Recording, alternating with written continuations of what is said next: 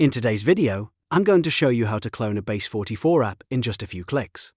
This is a super useful feature if you want to reuse an existing app as a starting point, test changes safely, or create a new version without rebuilding everything from scratch. If this tutorial helps you out, make sure to hit the like button and subscribe for more simple software guides just like this.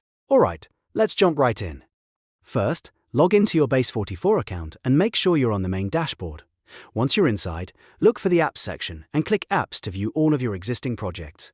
This is where all of your app cards are displayed, so take a moment to find the specific app you want to duplicate. After you've located the app you want to clone, move your mouse over the app card and look for the More Actions menu. This is usually shown as a three dots icon, and it gives you extra options for managing that app. Click the three dots icon to open the menu. When the drop-down appears, look for the option that says Clone App. Click Clone App, and Base44 will create a copy of that app for you. Depending on the platform, you may be asked to confirm the action or wait a moment while the duplicate is generated.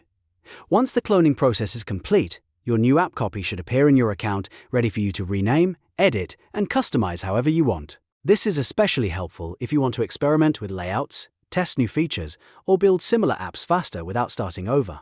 So, just to recap, you go to Apps, open the three dots More Actions menu on the app card, and select Clone App. That's all it takes to duplicate a Base44 app quickly and efficiently. If this video helped you, don't forget to like, subscribe, and turn on notifications so you never miss another quick tutorial. Thanks for watching, and I'll see you in the next one.